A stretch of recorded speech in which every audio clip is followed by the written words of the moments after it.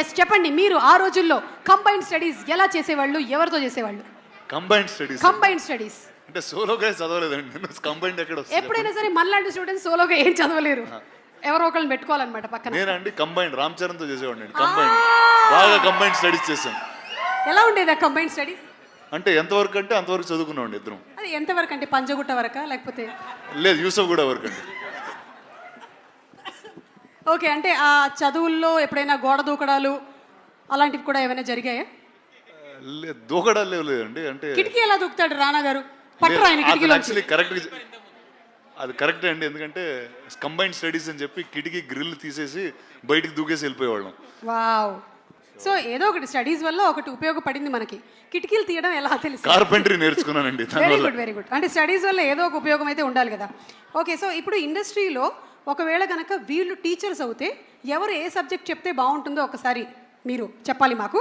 Picture number 1 Ram Charan గారి picture వేయండి అమ్మా. రామ్ చరణ్ ఏ సబ్జెక్ట్ చెప్తే మంచిది other than acting? Horse riding నేర్పిస్తే బాగుంటుంది. Wow, that's super. He can teach terrific horse riding in school. Super. Magadheera నుంచి అప్పటి నుంచి. ఓకే, నెక్స్ట్ పిక్చర్ ప్రభాస్ గారి ఫోటో వేయండి అమ్మా. ఈయన ఏ సబ్జెక్ట్ చెప్తే బాగుంటుంది? అందరితో హ్యాపీగా ఎలా ఉండాలని ఒక I think more behavioural and cultural class చెప్తే బాగుంటుందండి. Actually I think we have a happiness ministry. అది ఇచ్చేస్తే బెస్ట్. ఇచ్చేస్తే బెస్ట్ అండి, హ్యాపీనెస్ మినిస్ట్రీ. కరెక్ట్. బా, yes darling Prabhas. Next picture please. Anushka గారి ఫోటో వేయండి. ఈవిడ ఏం టీచ్ చేస్తే బాగుంటుంది? సేమ్ అండి, యాక్చువల్లీ మంచితనం టీచ్ చేస్తారండి అందరికీ. బా, అంటే నాకు ఇప్పుడే రీసెంట్గా నేను యాక్చువల్లీ నేర్చుకున్నా. జపాన్లో కొన్ని స్కూల్స్లో ఫస్ట్ 3rd క్లాస్ వరకు 4th క్లాస్ వరకు వాళ్ళకి ఏ సబ్జెక్ట్స్ ఉండవండి. అంటే కేవలం మనుషులతో ఎలా మాట్లాడాలి, ఇళ్ళు ఎలా శుభ్రంగా పెట్టుకోవాలి, those kind of basic subjects will be taught for life. I think she is the best person to teach that. I think మన అందరికీ ఇక్కడ చాలా అవసరం అది. చాలా అవసరం. మనకి యూకేజీ ఎల్కేజీ నుంచే నౌన్ ప్రొనౌన్స్ రుద్దేస్తున్నారు. ఓకే, లాస్ట్ కాదు, ఇంకొక 2 పిక్చర్స్ ఉన్నాయి. ఆ రాజమౌళి గారు ప్లీజ్ రండి. ఎలాగో మీరు మాకు ఇంకా ఒక 2 years వరకు దొరకరు ప్రీ రిలీజ్లో. కనీసం ఇలా ఫోటోలు అయినా వేసుకొని మేము సంతోషపడతాం. అన్ని సబ్జెక్టులు చెప్పే ఒక టీచర్ ఉంటారు చూడండి, సాయంత్రం ట్యూషన్కి వెళ్తాం, అదే ఆయనండి. సూపర్, అసలు సింప్లీ సూపర్. అన్ని సబ్జెక్ట్స్ కి మనం 300 రూపాయలు కట్టి వెళ్ళిపోతాం. సాయంత్రం ట్యూషన్కి వెళ్తాం చూడండి. Okay, done. Thank you teacher, thank you. And last but not the least our Devara NTR. ఖచ్చితంగా తెలుగు టీచర్ అండి, తెలుగు టీచర్ 100%. తారక్ కన్నా తెలుగు ఇంకెవరు నేర్పిస్తారు చెప్పండి? So I think Tarak will be the best Telugu teacher. ఇందుకనే మీరు సినిమాల్ని ప్రొడ్యూస్ చేసి ప్రెజెంట్ చేస్తున్నారు. ఒక్కొక్కళ్ళకి ఎంత కరెక్ట్గా ఇచ్చుకోవాలో అంత కరెక్ట్గా ఇచ్చారు కదా అసలు బిరుదులు. అండ్ అంతేకాకుండా ఎప్పుడు ఈ సినిమాని ఎక్కడ మలుపు తిప్పాలో చూపించింది కూడా మీరే రానా గారు. అంటే తెలుగు సినిమా ఈ రోజున విజయకేతనం ఆస్కర్ వరకు వెళ్ళింది అంటే you were the first person who identified it and took it and marketed Telugu films. So thank you so much. Thank you. You have been truly a teacher for many people. ఇంత చిన్న వయసులోనే చాలా పెద్ద బాధ్యతలు వచ్చేసాయి. ఏం చేస్తాం, తప్పదు. ఒక్కసారి సరిపోదా శనివారంతో సూపర్ డూపర్ హిట్ కొట్టి, అసలు ఈ రోజు శనివారం కాదు కాబట్టి మనం బతికిపోయాం. కానీ what a terrific performance Nani, చూసేసాను నేను. సింప్లీ సూపర్, అసలు ఇరగదీసేశారు.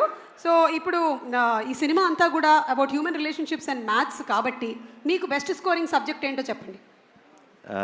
Special English. స్పెషల్ ఇంగ్లీషా? అంటే తెలుగు లేకపోతే స్పెషల్ ఇంగ్లీష్ ఉండేది కదా? అక్కడ ఏం రాసినా నడుస్తుంది, కథలు రాయాలి. ఎక్కువ ఆన్సర్ షీట్స్ రాసామంటే ఏదో ఒక మార్కులు వేసేస్తారు. అంతే, కథలు రాయటమే. అక్కడ కథలు రాయటమే, ఇక్కడ కథలు రాయటం. సరే, ఇక్కడ మాకు చిన్న కథ చెప్పండి. మీరు చిన్నప్పుడు విన్న చిన్న కథ ఏదైనా జస్ట్ 2-3 లైన్లో చెప్తే చాలు. ఎలాగో మాకు చిన్నప్పుడు సొంత కథలు వెళ్ళినామండి. మనం చూసిన సినిమా కథే, టైటానిక్ రాసేవాడిని. బా, గ్రేట్. అసలు టైటానిక్ని కూడా అక్కడ రాసేసారా మీరు? ఓకే, సో మీకు మీ సిస్టర్కి ఇందులో ఈ సినిమాలో బ్రదర్స్ ఇద్దరి మధ్యలో బాండింగ్ చాలా బాగుంటుంది. సో మీకు మీ సిస్టర్కి మధ్యలో ఉండేటువంటి ఆ బాండ్ లేదా incident, anything that you would recollect? I think సిబ్లింగ్స్కి ఎవరైనా సరే సిబ్లింగ్స్ అన్నాక బాగా కొట్టుకుంటారు. అది అలాగే బాండ్ గట్టిపడుతుంది. ఐ థింక్ వాళ్ళు మనకి ఎంత ఇంపార్టెంట్ అని మనకు తెలిసేది కొంచెం వాళ్ళు ఎక్కడికైనా వెళ్ళినప్పుడు, వాళ్ళని ఒక సంవత్సరం చూడనప్పుడు, కొంచెం దూరం అయినప్పుడు బేసిక్గా. సో నేను అంతే లైఫ్ అంతా బాగా కొట్టుకు తెచ్చాం. ఆ తర్వాత అది చదువుకోవడానికి యూఎస్ వెళ్ళినప్పుడు సడన్గా ప్రేమలో అసలు సిబ్లింగ్ అంటే ఏంటి, తను మిస్ అవుతున్నానని, సో అవన్నీ స్టార్ట్ అయ్యింది. Super. Last and final question, 35 ప్లస్సా 35 మైనసా? ఏజ్ కాదు, నా ఏజా? మార్క్స్. మార్క్సా?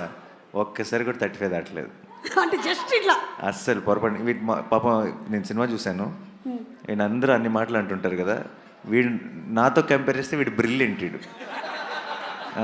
పొరపాటును కూడా వాడు కనీసం 1 ముందు 0 పెట్టాలా, 1 తర్వాత 0 పెట్టాలని డౌట్ ఉంది. నాకు అసలు 1 తర్వాత 2 ఎందుకు రావాలి, 2 ముందు ఎందుకు రాకూడదని డౌట్ ఉండేది.